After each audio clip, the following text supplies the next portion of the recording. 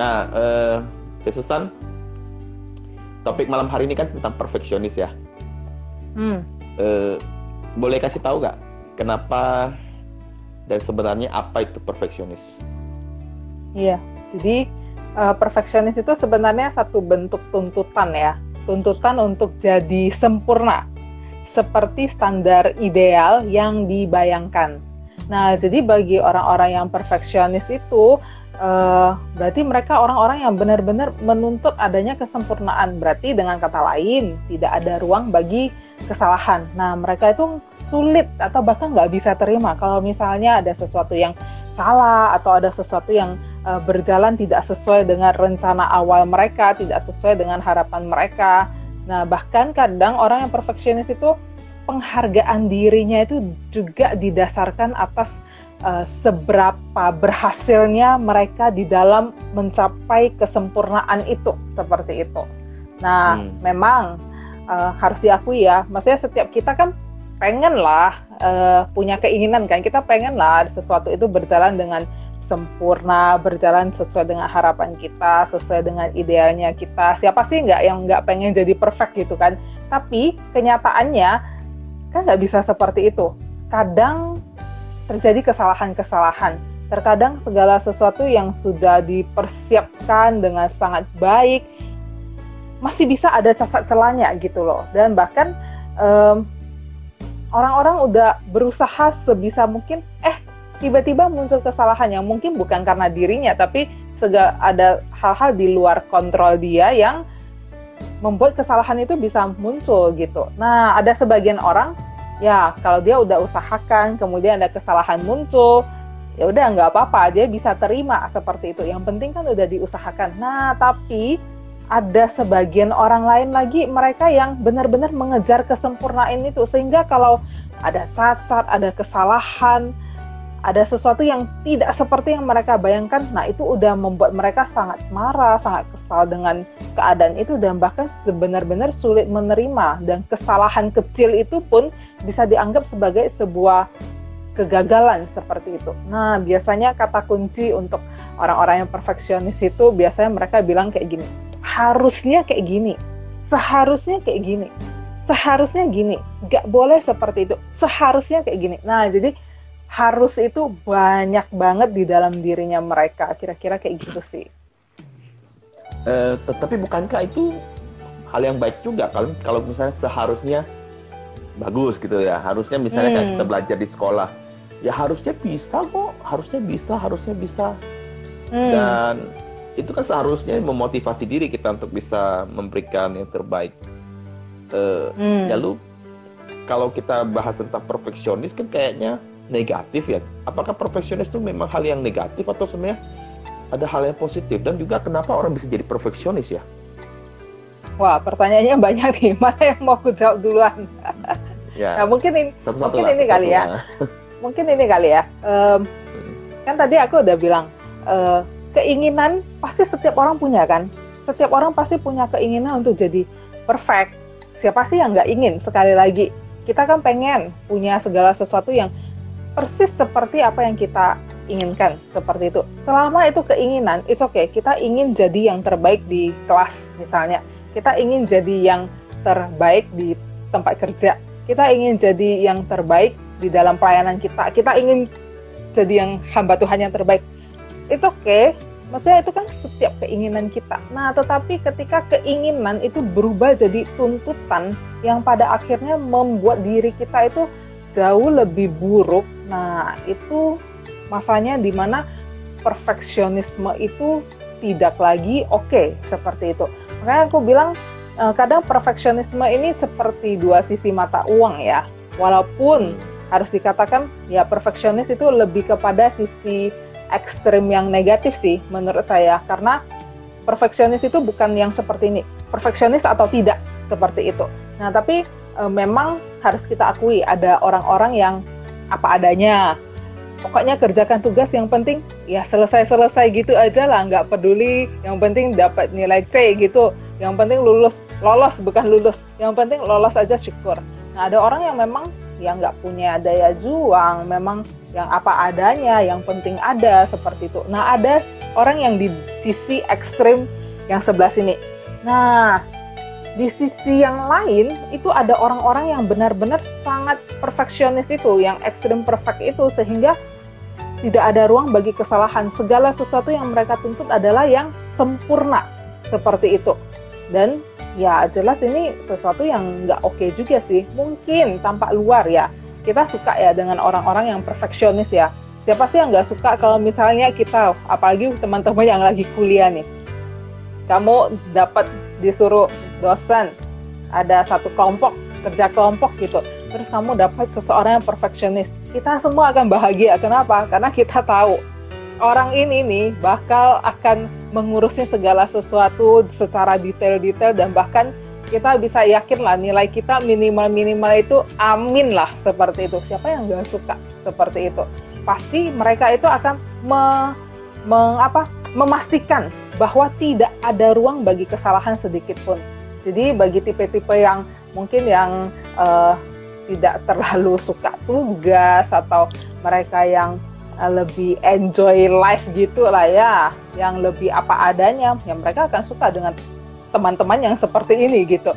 Nah, tapi di sisi lain, perfeksionis itu juga membawa malapetaka sih bagi orangnya sendiri. Mungkin bukan bagi orang lain, tapi lebih kepada orangnya itu sendiri. Karena apa? Dia akan terus berusaha mengejar tuntutan-tuntutan kesempurnaan yang sebenarnya tidak realistis seperti itu. Dan dia ya pada akhirnya akan menyakiti dirinya sendiri, membuat dirinya kelelahan sendiri. Karena perfeksionis itu adalah, orang yang perfeksionis itu kadang orang-orang yang kejam pada dirinya sendiri, dan mereka sangat menghakimi dirinya sendiri kalau misalnya mereka melakukan kesalahan seperti itu. Ya. Nah, saya pernah lihat kayak di TV ya. Tapi apakah itu memang terjadi dalam dunia real? Ada yang kalau di TV itu kalau mereka melakukan kesalahan tuh ya mereka sampai bisa tempeleng diri sendiri. Bodoh, ini bodoh. Padahal nilai dia mungkin nggak 100 sih, tapi 98. Ya, nah, itu ada ya itu. Sampai ekstrimnya seperti itu ya. Bodoh, mungkin dibenturkan kepala ya. Kenapa cuma 98? Kenapa cuma 98? Harusnya 100 gitu ya.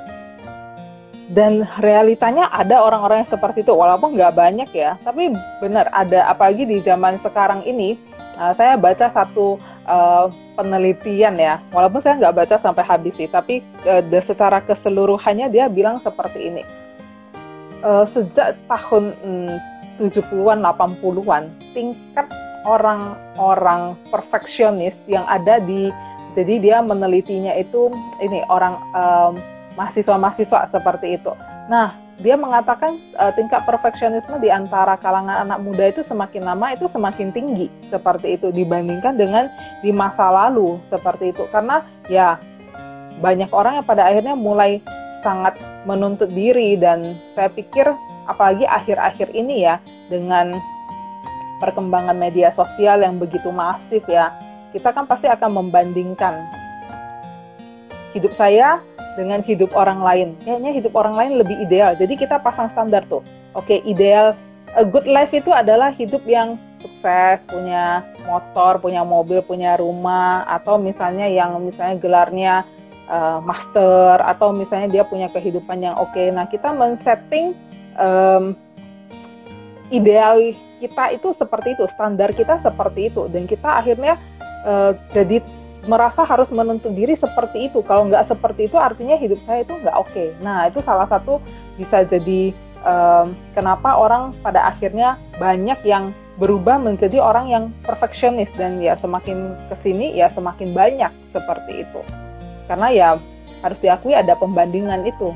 Dan pembandingan itu kan semakin hari kan semakin nyata, jelas, bisa terlihat di Facebook, di Instagram apalagi.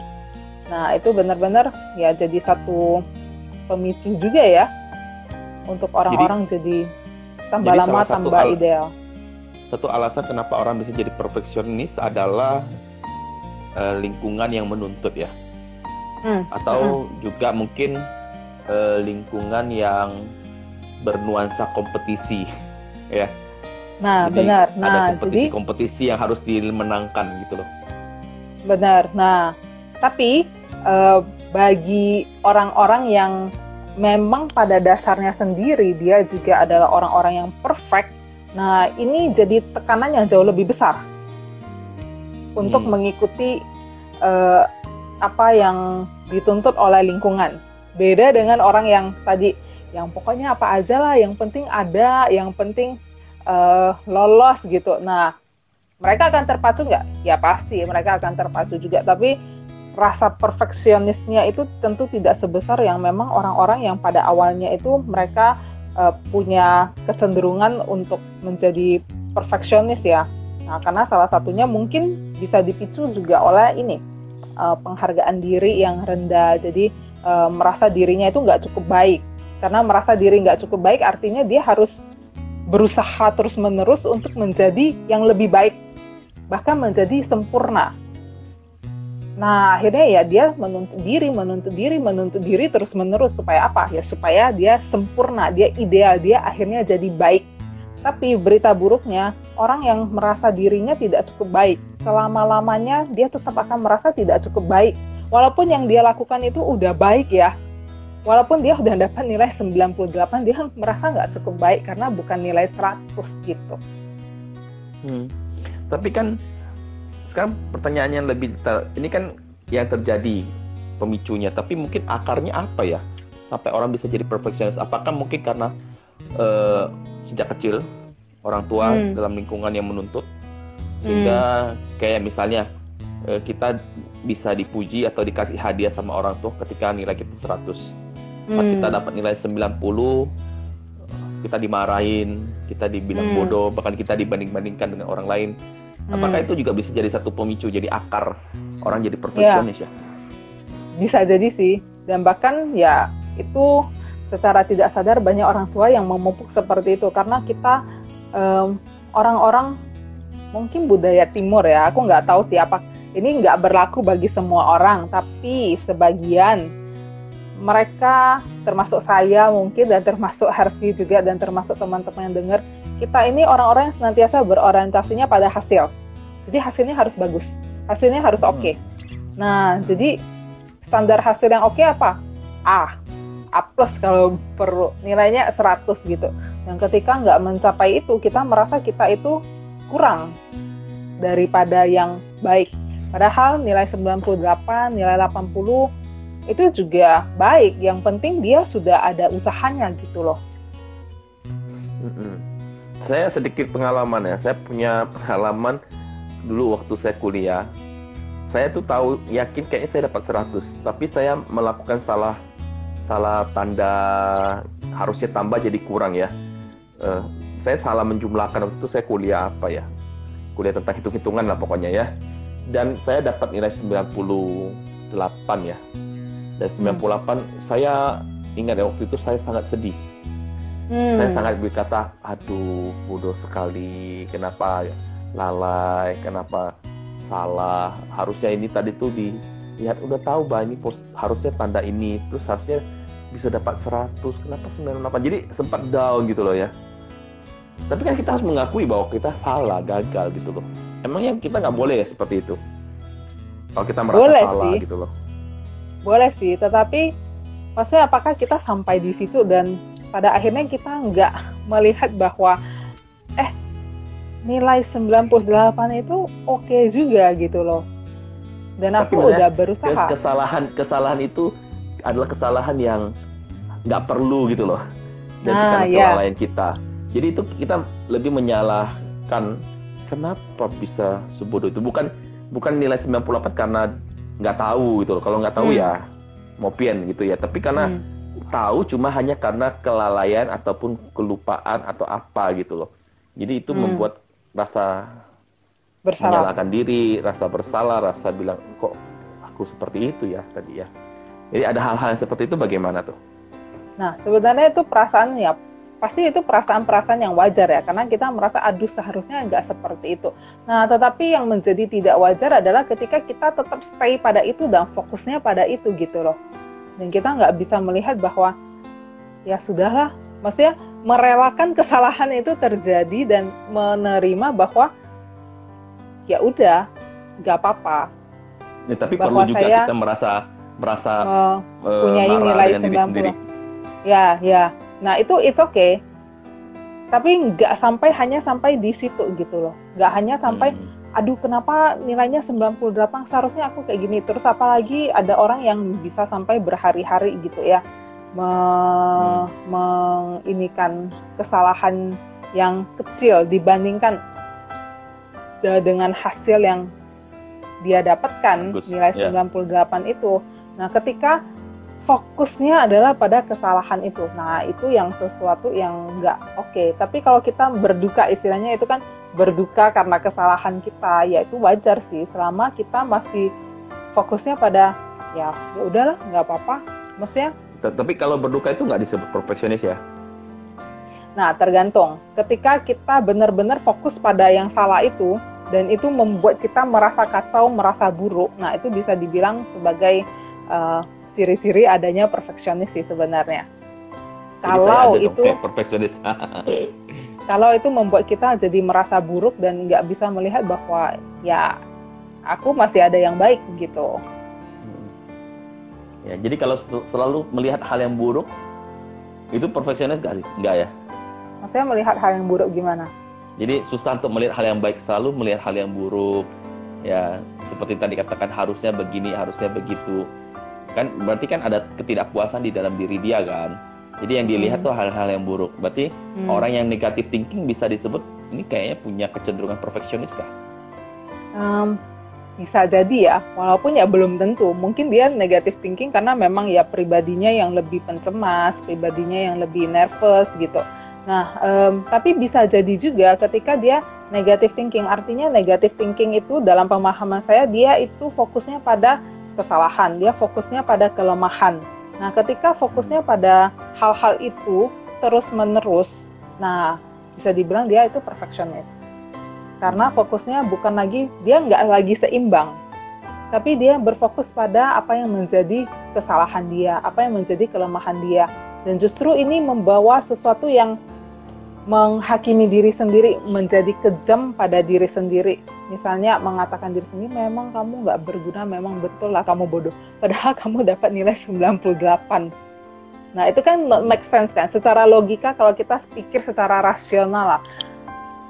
Ya, tapi kadang-kadang keadaannya gini, aduh dapat 98, tapi lihat teman-teman yang semuanya dapat 100 gitu loh. Jadi itu rasanya tekanan mental juga, walaupun 98 baik, tapi satu kelas dapat 100 gitu loh. Ya benar, benar. Nah itu satu tekanan mental. Memang jujur pasti kan kita di situ kan terjadi pembandingan, benar nggak? Pembandingan bahwa teman-teman yang lain dapat 100, saya dapat 98, which is dengan kata lain ya, itu artinya membuat kita, oh ternyata saya pesan yang disampaikan secara implisit ya, bukan secara eksplisit ya. Pesan secara implisit yang kita dapat dari kondisi itu adalah saya lebih bodoh daripada teman-teman saya yang lain gitu kan. Tapi kan kenyataannya nggak seperti itu. Bahwa nilai 98 juga ya sebenarnya sama baiknya karena kita udah usaha. Karena itu sekali lagi kadang kita terlalu sering berfokus pada hasilnya. Hasilnya harus kayak gini, sesuai dengan kayak gini gitu. Dan ketika hasilnya di luar ekspektasi kita, kita merasa diri kita ini bodoh, kita nggak becus, kita nggak layak, seperti itu. Harusnya lihat kepada proses ya. Betul, nah bukan itu sih. Hasil, ya. Benar-benar. Nah, jadi kalau misalnya soal ini, apa? Silakan Teh. Nah, silakan, jadi Teh sana. Jadi waktu di IG Live satu teman di beberapa waktu lalu ya tentang perfeksionis ini, saya ada kasih satu contoh tentang seorang anak, dua orang anak sama-sama dapat nilai 30 di matematika. Perbedaannya, anak yang pertama dia udah usaha mati-matian dan dia belajar mati-matian. Tapi waktu dibagi nilainya dapat 30 gitu. Nah, anak yang kedua dia nggak belajar, dia main game Mobile Legends, PUBG, dia main semuanya, terus besok mau ujian ya, cuman lihat-lihat sebentar, sudahlah, habis itu tidur. Nah, dapat nilai 30. Seharusnya yang kalau kita pikir secara akal sehat lah ya, seharusnya mana yang jauh lebih baik dan mana yang seharusnya dapat hukuman. susah ya, karena kita lihat hasilnya sama-sama 30. Benar. Nah, jadi ketika kita berorientasi cuma pada hasil yang 30, mama-mama, papa-papa manapun pasti akan menghukum anaknya. Karena kamu dapat nilai 30. Tapi seharusnya kita lihat jangan dari nilainya dong. Kita lihat dari usaha anak itu. Anak yang pertama dia udah mati-matian belajar gitu loh. Dan memang itu yang udah mati-matian belajar sampai berurai air mata, karena dulu waktu kecil saya belajar juga kayak gitu, udah nggak bisa sampai nangis-nangis gitu kan. Ternyata hasilnya masih jelek. Nah, itu sesuatu yang kita perlu appreciate apa usahanya itu gitu. Dan bagi saya, yang nilai 30 itu tidak layak dihukum. Karena dia punya usaha. Beda dengan anak kedua yang main PUBG, main Mobile Legends dapat nilai 30. Nah, itu patut dihukum karena dia nggak belajar, dia nggak ada usaha apapun gitu. Tapi kan yang Cek Susan sampaikan itu kan dari luar. Kalau dari diri sendiri itu kan kita pasti merasa bodoh.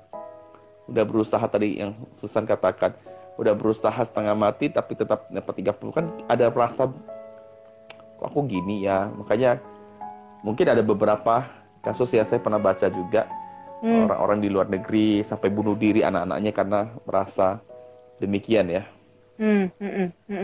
Nah, itu sebenarnya bentukan dari keluarga juga ya. Ketika kita nggak melihat prosesnya, tapi kita lihat hasilnya gitu loh. Nah, karena yang terlalu diagung-agungkan itu adalah hasilnya, nilainya 30. Karena ya bagi saya ya, setelah dulu saya itu kan orang yang berfokus pada hasil, tapi ya pada akhirnya, walaupun sekarang masih sulit untuk mengubah itu, tapi pada akhirnya ya kita harus mengakui bahwa kadang ada yang terbatas di dalam hal-hal ini. Karena kita nggak bisa mengatakan kita itu mampu di dalam segala sesuatu. Pasti di dalam satu hal, di dalam dua hal, kita pasti tetap ada keterbatasan. Ya. Sama seperti ikan kalau disuruh terbang, itu nggak mungkin. Dan sama seperti monyet disuruh berenang, nah itu nggak mungkin. Nah, memang kita harus mengakui ada keterbatasan itu. Nah, bukan berarti kita jadi bodoh karena kita terbatas di dalam hal yang memang kita nggak bisa gitu. Tapi yang penting kan kita udah usaha. Nah, kadang usaha-usaha yang tidak diakui itu, nah membuat orang jadi cenderung perfeksionis. Kenapa? Karena dia akan pada akhirnya terus mengejar, dan bahkan akan jadi kejam dan menghakimi diri sendiri gitu. Oke. Kalau begitu kesimpulannya jadi perfeksionis ya nggak benar. Ya benar ya. Bisa dikatakan seperti itu nggak? Perfeksionis yang ekstrim ya memang nggak oke. Nah, karena kan tadi saya bilang ada kontinuumnya. Standar perfect is okay. Punya standar oke, selama itu masih keinginan dan tidak berubah jadi tuntutan. Nah, kan tadi saya ada bilang bahwa perfect itu bukan masalah perfeksionis atau tidak perfeksionis gitu loh. Tapi itu di dalam satu kontinuum. Nah, saya lebih pilih daripada kita benar-benar jadi orang yang perfeksionis, mendingan kita ada di tengah-tengah ini. Kita achiever, kita punya keinginan, it's okay. Nah, mungkin itu bisa dibilang orang optimalis kali ya. Jadi dia berusaha sebaik mungkin, tetapi ya tetap ada ruang bagi kesalahan gitu. Karena ya kesalahan pasti bisa terjadi. Apapun itu pasti ada kesalahan yang bisa terjadi. Kayak yang tadi cerita Hervey itu, kesalahan tambah jadi kurang. Nah, itu kan satu kesalahan yang bisa terjadi.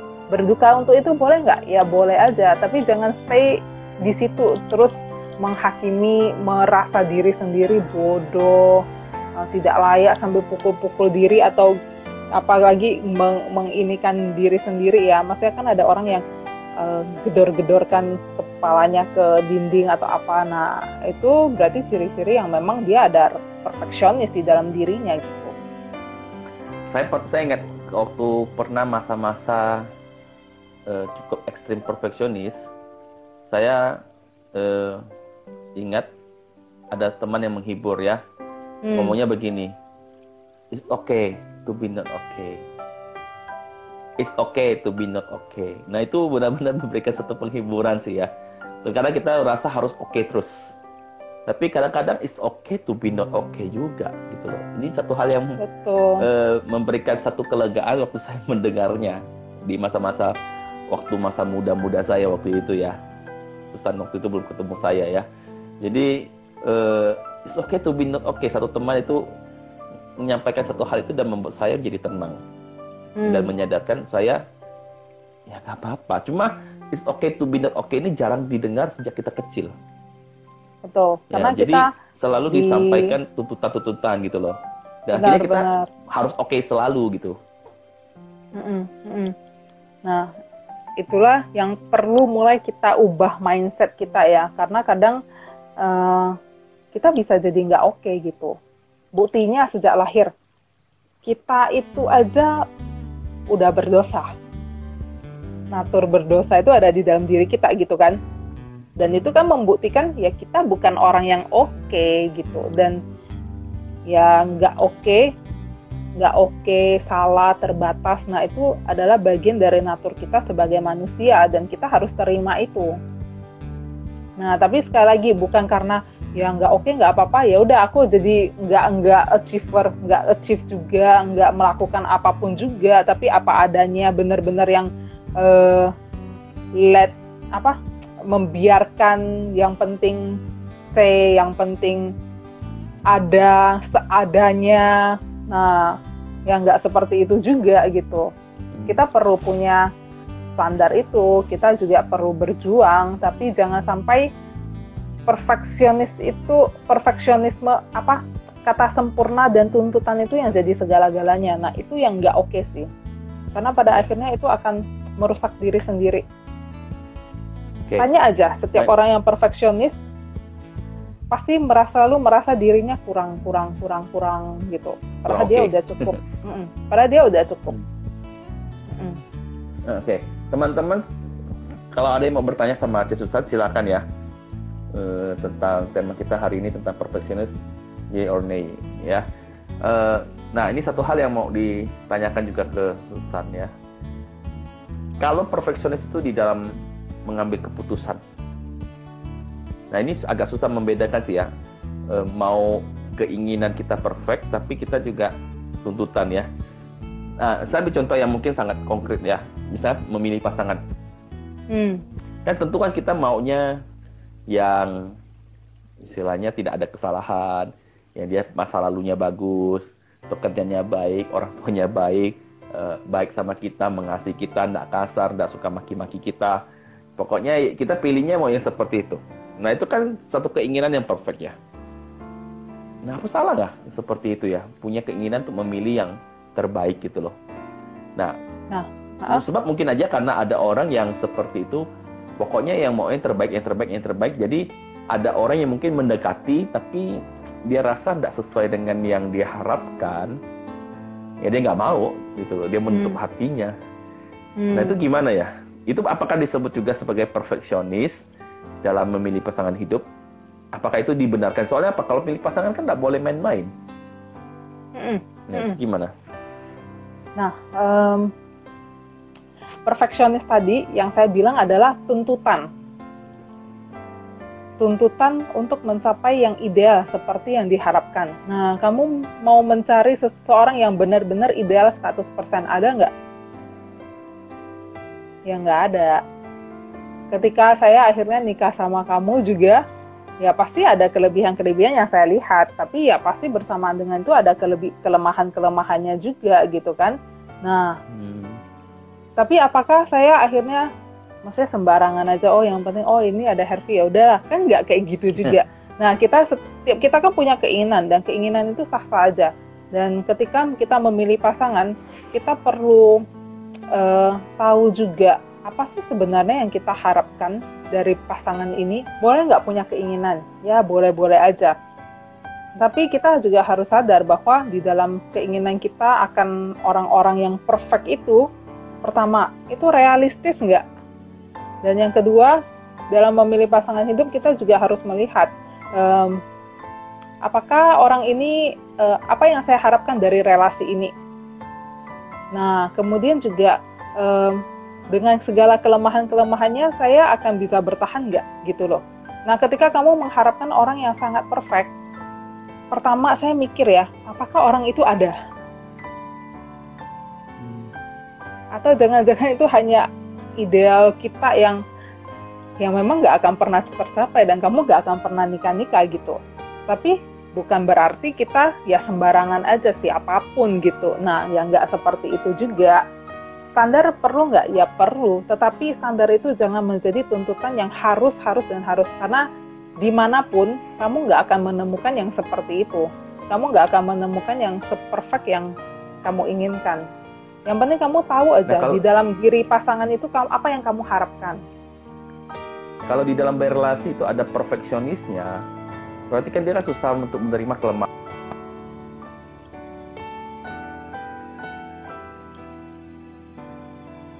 Kita menjalin hubungan relasi yang kita rasa kita masih perfeksionis ataupun pasangan kita perfeksionis nih. Nah, ini gimana? Ya, jadi memang tuh? Ya, jadi memang orang yang perfeksionis dia akan menuntut pasangannya untuk jadi perfeksionis juga kan. Dan biasanya orang-orang yang seperti ini cenderung mereka akan sangat cerewet. Jadi mereka itu akan berusaha membentuk, kalau misalnya dia udah punya pasangan ya, dia akan berusaha membentuk pasangannya tanpa bisa menerima bahwa ya ini ada bagian yang memang dia nggak akan bisa berubah dan memang ada bagian yang jadi kelemahannya seperti itu. Nah, orang-orang yang perfeksionis ya akan struggling di situ gitu untuk menjadikan pasangannya itu seperti yang ada di dalam ide kepalanya, yang ada di dalam kepalanya seperti itu. Nah, kalau begitu sekarang pertanyaannya, solusi bagi yang mungkin teman-teman merasakan kok gua perfeksionis ya, atau misalnya teman gua perfeksionis, kira-kira solusinya apa nih? Orang yang perfeksionis sulit percaya orang lain dan cenderung untuk melakukan semuanya sendiri. Dia maunya dia satu paket komplit, dia nggak bisa percaya bahwa orang lain juga sama bisanya, atau mungkin orang lain tidak sebisa dia, tapi orang lain ini juga mampu kok. Nah, akhirnya dia pengennya lakukan semua, terus ujung-ujungnya apa? Dia stres sendiri, dia kelelahan sendiri. Nah, itu beberapa contoh dari orang-orang yang perfeksionis. Jadi misalnya teman-teman ketemu diri yang seperti itu, ya bisa jadi kamu itu orang yang perfeksionis seperti itu. Solusinya tidak ada solusi yang mudah sih memang, tapi mulai dari berpikir bahwa pertama, kamu itu terbatas. Kamu nggak bisa kontrol segala sesuatu. Dan kamu pasti melakukan kesalahan. Entahkah hari ini, entahkah besok, pasti ada satu masa di mana kita pasti bisa melakukan kesalahan. Karena kita bukan Tuhan yang tidak bisa melakukan kesalahan. Kita bisa. Harinya kapan ya kita nggak tahu, tapi pasti nggak ya pasti. Nah, itu realita-realita yang mungkin harus kita terima. Dan ketika ada kesalahan bukan berarti kegagalan. Ketika ada kesalahan bukan berarti ada kegagalan. Dan fokuslah pada prosesnya, bukan pada hasilnya. Karena hasil belum tentu, hasil kadang menentukan, tetapi yang nggak selamanya seperti itu. Karena justru kita paling banyak belajar dari proses, bukan dari hasil. Nah, mungkin itu hal-hal yang perlu mulai dipahami ya, mulai disadarkan di dalam diri sendiri ya. Bahwa ya itu, hidup kita ada keterbatasan, ada kesalahan. Dan justru ada kesalahan, artinya ada ruang untuk pertumbuhan. Bayangkan nggak, hidup kita itu udah perfect semua. Betapa membosankannya hidup ini. Karena semuanya udah perfect tuh. Apalagi yang mau dilakukan gitu. Nggak ada ruang lagi bagi pertumbuhan. Ya. Baik, terima kasih. Teman-teman, apakah ada pertanyaan dengan Susan? Ya. Kalau ada silakan untuk bertanya ya tentang topik kita pada malam hari ini, perfeksionis. Kiranya ini menolong kita untuk keluar dari satu jerat yang dimana kita menuntut terlalu berlebihan dalam hidup kita sehingga membuat dampak negatif di dalam diri kita. Percayalah, jikalau hal itu terjadi, itu melelahkan, capek, ya. Harus berani dan bisa terus berserah sama Tuhan, ya, melakukan yang terbaik dari diri kita sambil terus kita berserah sama Tuhan. Oke, Teh Susan, mungkin tidak ada yang bertanya ya, karena sepertinya malam hari ini topiknya sudah sangat jelas. Ya, Teh Susan, mungkin ada closing statement untuk terakhir para teman-teman. Ya, untuk teman-teman yang mungkin sedang bergumul dengan perfeksionisme atau mungkin ya merasa ini sesuatu yang fine-fine, ketahuilah bahwa ini nggak fine banget gitu loh. Karena pada akhirnya perfeksionisme, tuntutan kesempurnaan itu akan membuat kita jadi lelah, kita menghakimi diri sendiri, kita menjadi kejam pada diri sendiri. Karena kenapa? Kita akan merasa diri kita itu tidak pernah cukup baik gitu. Diri kita itu selalu kurang. Dan itu membuat kita melihat diri tidak seperti yang Tuhan buat di dalam diri kita. Karena kan kita itu segambar dan serupa dengan, maksudnya diciptakan segambar dan serupa dengan Tuhan gitu kan. Dan bahkan sebelum kita melakukan apa-apa, Tuhan katakan Dia menciptakan segala sesuatu itu baik adanya. Dan bahkan itu berarti termasuk diri kita. Tetapi bukan berarti kita itu tidak punya standar. Kita itu tidak melakukan usaha apapun. Kita boleh punya keinginan, tetapi keinginan itu jangan jadi tuntutan. Fokuslah lebih kepada prosesnya, bukan pada hasilnya. Karena kadangkala hasil bisa saja kita mendapatkan tidak seperti yang kita inginkan. Tetapi yang tidak bisa membohongi kita adalah proses. Karena di proses itulah kita belajar yang paling banyak. Dan ketika kesalahan terjadi pun, di situ ada ruang bagi pertumbuhan. Karena ketika ada kesalahan, kita baru belajar lagi bagaimana membenarkannya. Seperti itu.